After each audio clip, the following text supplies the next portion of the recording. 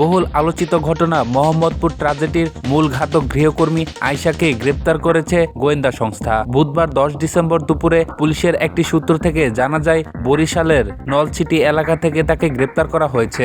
গত সোমবার সকালে শাহজাহান রোডের 14 তলা একটি আবাসিক ভবনের 7ম তলায় লাইলা আফরোজ ও তার মেয়ে নবম শ্রেণীর শিক্ষার্থী নাফিসাকে ছুরিকাঘাতে হত্যা করা হয়। গতকাল তাদের দেহ নাটোরে দাফন করা হয়েছে।